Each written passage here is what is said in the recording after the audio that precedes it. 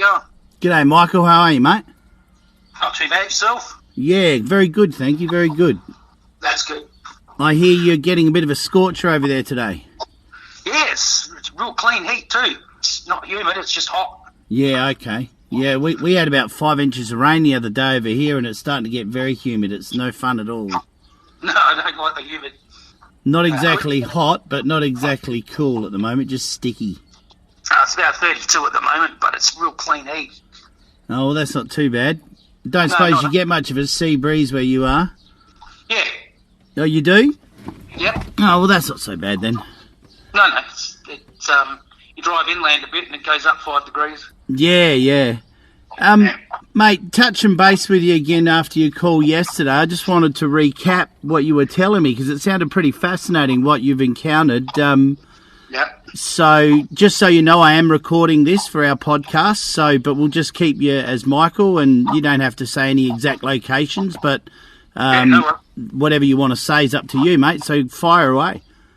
Okay, hey, look, I don't want to burst your bubble, but I had a bit of a look last night about, like on the images of thylacines. Yep.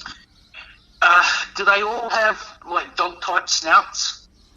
Well, yeah, they do, mate. They have a muzzle like a dog, but they are a marsupial. So their name itself, cynocephalus, means in Latin it means false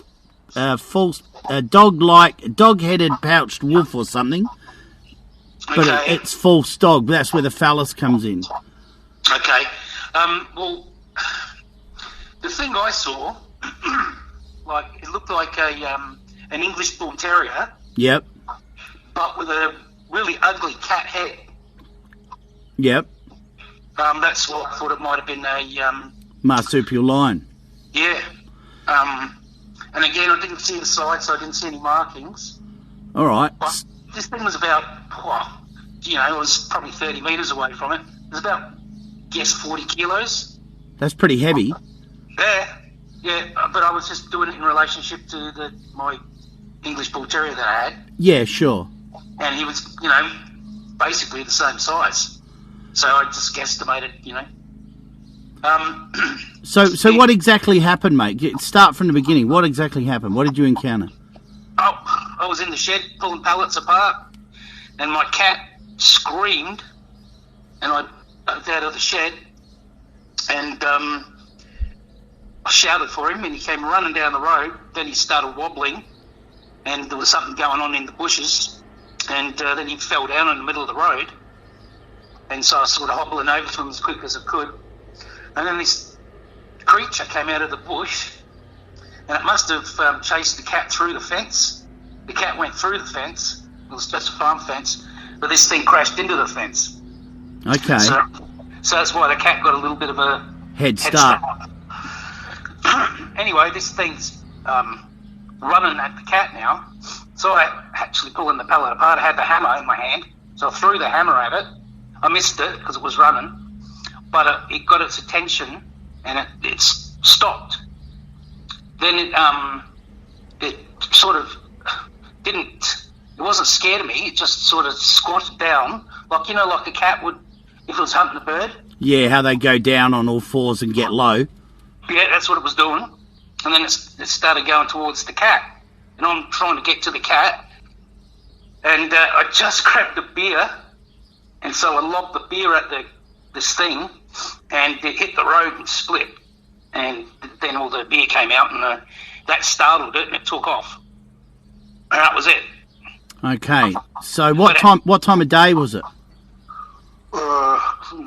6:30 at night. Okay, but it was still daylight? It was still daylight, yeah. Sort of dusk almost. Okay, so it's late summer, early spring. What time of year was it? Oh, mate, it was a decade ago.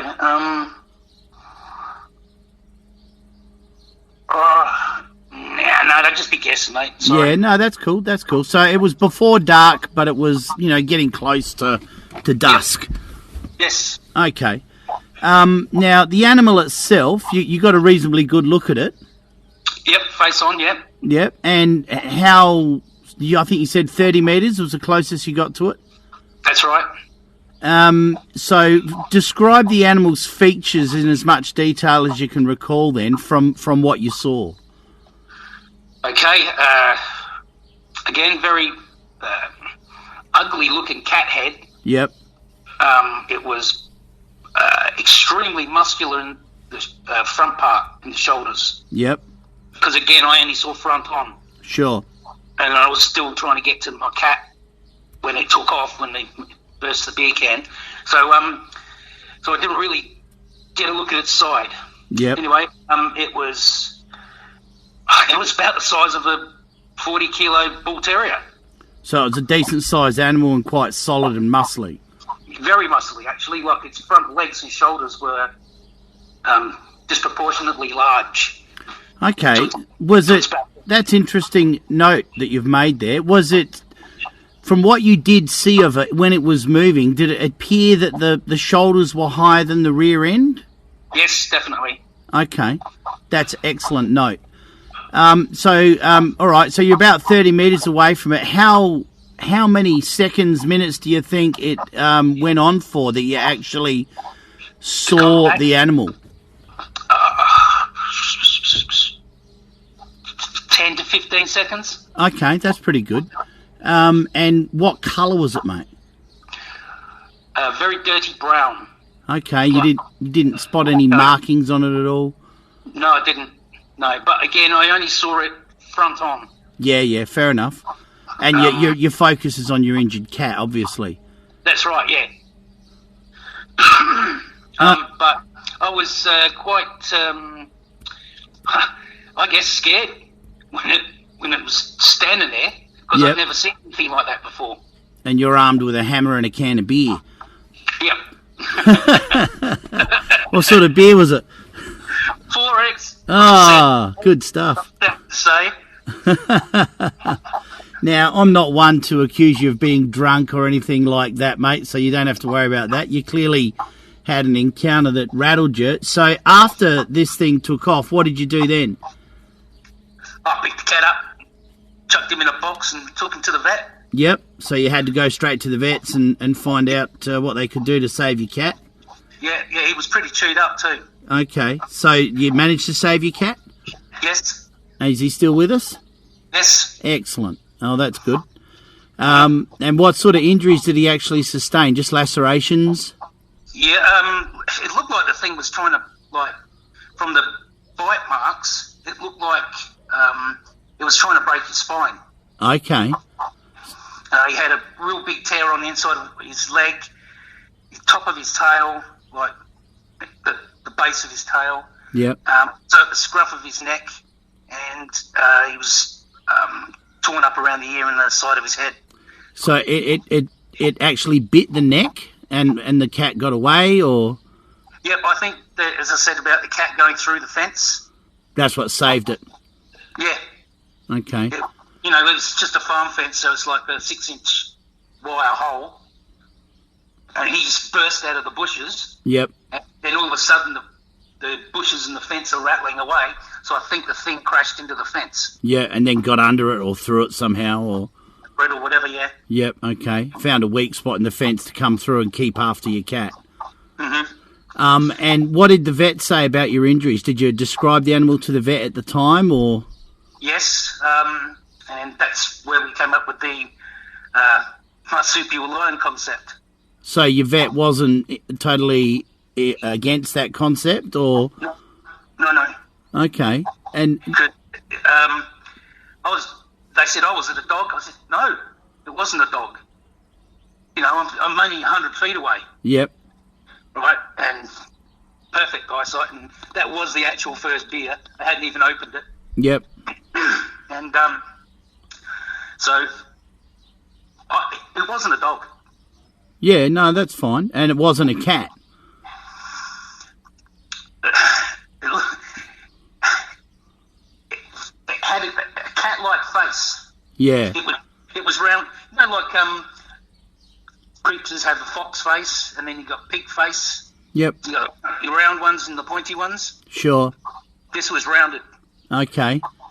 It certainly wasn't like any of the images of the thylacine that I looked up last night. Yeah, no, that's fair enough. You clearly got a distinct looking animal. So when you say cat-like face, it's got a round face, a rounder sort of head, and a short muzzle.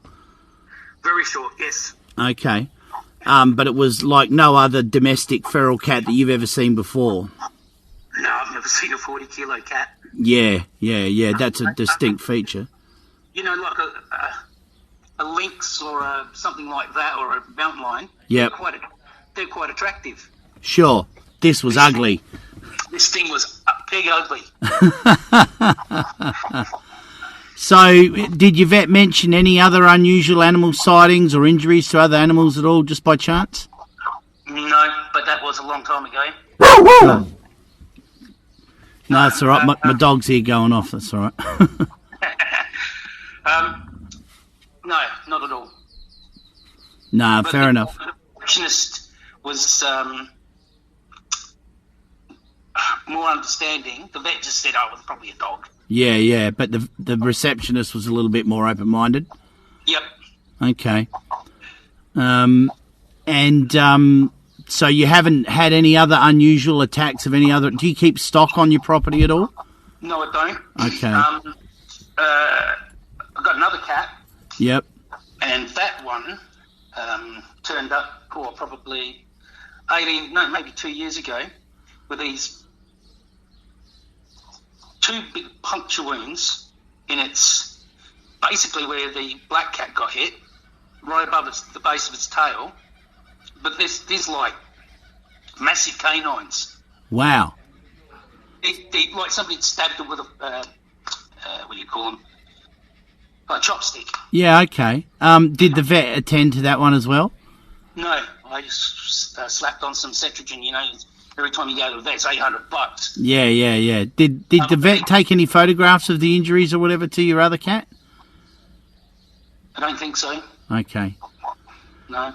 So you after you've had this experience, you've gone looking online and you found images of a marsupial lion, and that was the thing that best fit the description of what you saw, yeah?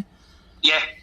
Okay. And I talked to other people because it was such a surprising thing. Yep. Other people have said, yeah, we've seen stuff like that around. Yeah, okay. And that were in Middleton. Yep. Would any of those other people be willing to have a chat as well, do you think? I can ask them. Well, if you could do that for me, that would be appreciated, because that just adds a bit more substance to your story, yep. Because there's other encounters. Not that I doubt your story for a minute, but like these marsupial lion things, if you ask a paleontologist, they've been extinct for 10,000 years. But if you ask a farmer or a bushwalker who's encountered one of them, they will say something very different. And the mythical drop bear stories that the media has so much fun with are the actual origin of this sort of beast getting around the bush still. And there's sightings of them in every mainland state. Okay. And Tasmania as well, I just discovered recently. They do dwell in trees. They do nest underground. They will dig a lair as well. And they are quite ferocious, and they're not scared of too much at all. This thing scared. I mean, when the beer can split, it must have just shocked it. Yeah, and that was enough to make it turn around and take off. Yeah. Yeah. But the other thing is, Neil, it's right on the edge of farmland. Yep. But at the time, there was 3 houses in a row that various farmers have, but they don't use. Okay. So there's quite a bit of area there that's very quiet. Yes. And there's a lot of trees. There's, lots of shedding and piles of rubbish. Oh, that's all right, mate. There's reasonable roadside veg and much remnant veg through there for corridors? Not where I saw it. No, okay, fair enough. But probably 500 metres back, there would be. Okay, so how far are you from the coastline itself? A couple of Ks. Not far, okay. So and there's good coastal veg all around there? Absolutely, yeah. I mean, if you go for a walk down there, because it's the beach, yep. right, you often see kangaroos. Yeah, And there's plenty of wombats over there still too, I suppose. Yes, there are, but they're more up Port Vic way. Okay, fair enough. Yeah. But if they use the coastal vegetation as a corridor, they could go all the way around the peninsula. Yeah, well, that's it. And all the way down to Innis, down the bottom there. Yep. That's awesome. That's where those camo wallabies are. Yeah, where they've re-released them, yeah. Mm. Well, look, I really appreciate your time, mate, and your story, because it's an excellent encounter. And by all means, if you do get a chance to have a chat to anybody else and they want to have a chat, give us a hoy. I'll flick them my number and feel free to pass it on and we'll have a chat. Okay, no worries, mate. Awesome. All right, well, thanks very much for your time, Michael. I really appreciate it. Okay, hopefully I'll catch you with a photo next time. Yeah, hopefully. Or a bull bar. All right, mate. Cheers. All right, good on you, mate. Thanks very much. Bye-bye. Bye-bye.